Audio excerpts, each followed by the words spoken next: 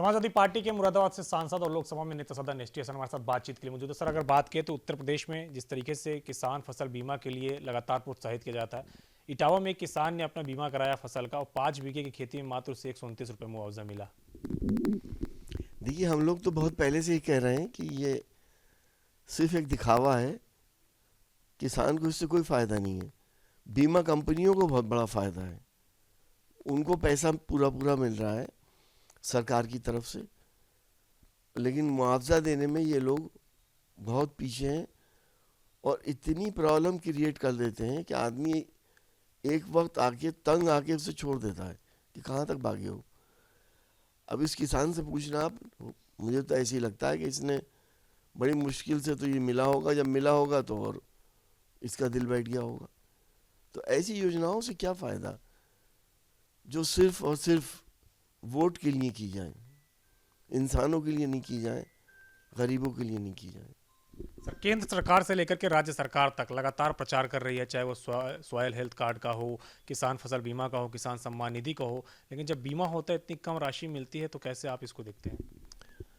मैंने कहा ना कि उम्मीद तो आदमी यही लगाता है कि पूरी हमें लागत मिल जाएगी, लेकिन होता उसका उल्टा है।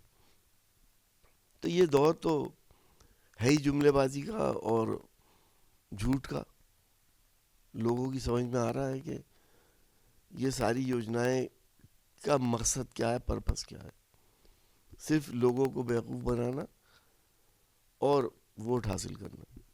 सर, एक सवाल और है। आज से नवरात्रि की शुरुआत हो रही है और उत्तर प्रदेश सरकार ने आदेश दिया है कि सभी जिलाधिकारी अपने अपने जिलों में सप्तचंडी का पाठ कराएं, उसके बाद फिर रामायण का पाठ कराएं। किस तरीके से देखते हैं आज से शुरुआत हो रही है? देखिए, हम अपने पैदा करने वाले के, अपने पालनहार की पूजा या इबादत के खिलाफ नहीं है। हम सब धार्मिक लोग हैं, अपने अपने हिसाब से हम उसे याद करते हैं। हाँ, ये ज़रूर हैगा कि अगर एक पद्धति से उसकी पूजा की जा रही है तो औरों की पद्धति से भी उसकी इबादत होनी चाहिए।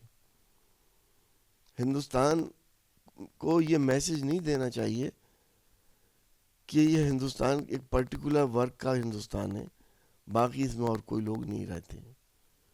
रमज़ान भी शुरू हो रहे हैं, उसके लिए भी सरकार को कोई ना कोई ऐसा अरेंजमेंट करना चाहिए कि मुसलमान को भी ये एहसास हो कि सरकार सबकी है, किसी एक विशेष वर्ग की नहीं है।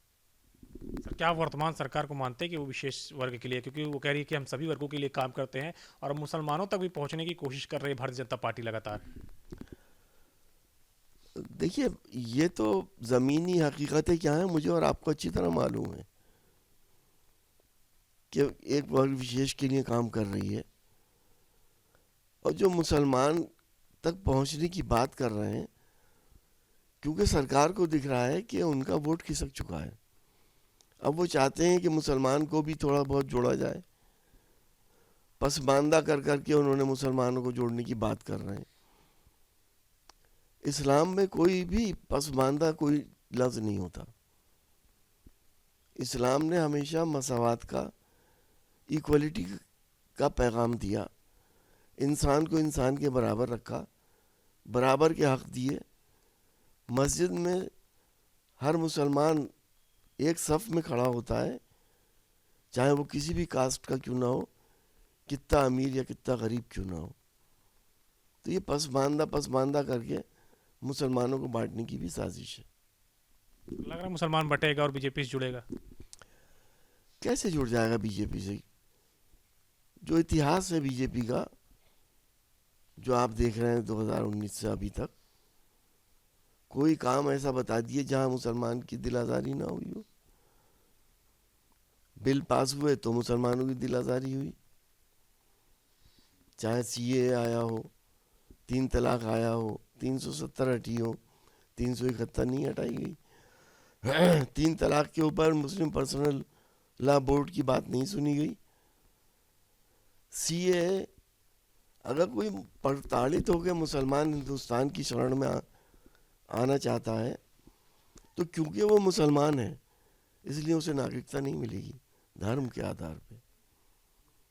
उसका नतीजा क्या हुआ? एक मैसेज गया जनता के अंदर और किसी को हिजाब से परेशानी होने लगी, किसी को नमाज से होने लगी, किसी को अजान से होने लगी, किसी को मस्जिद से, किसी को मदरसों से। लंबी फहरिस्त है। कैसे मुसलमान बीजेपी को वोट दे सकता है?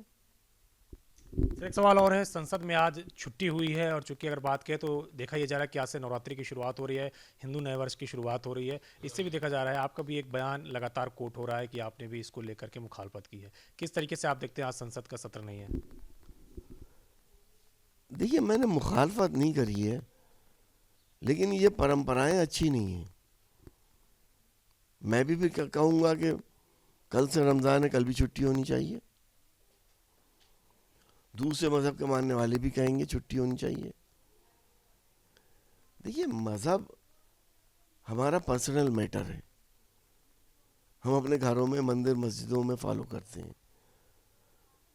मज़हब में सियासत नहीं आनी चाहिए। और हर पूजा, हर इबादत अपने पैदा करने वाले को खुश करने के लिए होती है। उसकी नीयत क्या है ये देखा जाता है। अगर उस पूजा, उस इबादत में सियासत नीयत है, वोट नीयत है, तो वो इबादत नहीं है, ना वो पूजा है। आप भी साधना करते हो, सिर्फ उसे याद करते हो और उसी से मांगते हो, क्योंकि मैं और आप जानते हैं कि सुप्रीम पावर वही है जिसने हम सबको पैदा करा है। तो आज की छुट्टी को किस तरीके से आप देखते हैं? जिस तरीके से संसद की कार्यवाही आज नहीं है, कल कहा गया कि आज छुट्टी है, तो किस तरीके से देखते हैं? देखिए, अगर आज की छुट्टी है तो कल रमज़ान की भी होनी चाहिए थी। परसों सिखों के किसी पर्व की भी होनी चाहिए थी, क्रिश्चियंस के लिए भी होनी चाहिए थी। तो ये एक सिलसिला एंडलेस है। इससे सिर्फ सियासत हो रही है, धर्म का काम नहीं हो रहा।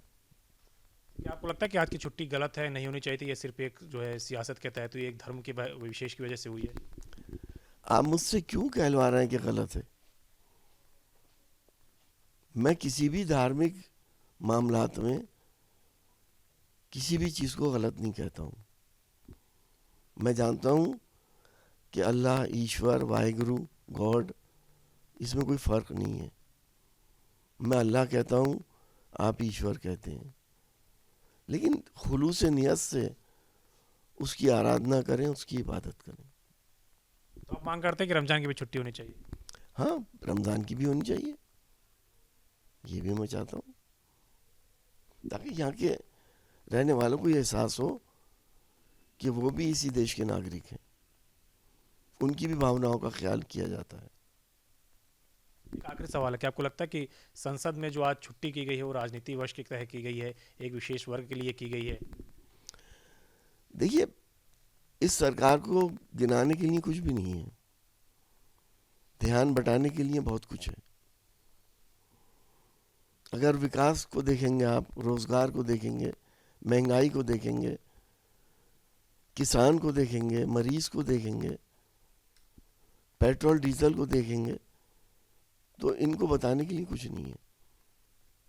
इन चीज़ों पर पर्दा या धूल कैसे डाली जा सकती है वो इन्हें मालूम है कि धार्मिक भावनाओं को एक्सप्लॉइट कर लो, वो कर रहे हैं। ये आस्था में या अच्छी नीयत से नहीं कर रहे हैं, ये अपनी नाकामियों को छुपाने के लिए सब कुछ करते हैं। बहुत शुक्रिया हमसे बातचीत करने के लिए। ये हैं एसटी असम समाजवादी पार्टी के लोकसभा में सांसद, जिनका कहना है कि जिस तरीके से आज छुट्टी की गई है तो कल जिस तरीके से रमजान है तो रमजान की भी छुट्टी की जाए, जिससे कि इस देश में रहने वाले मुस्लिम वर्ग भी इस देश को अपना माने। कैप्टन रोहित के साथ अविनाश तिवारी, एबीपी गंगा, दिल्ली।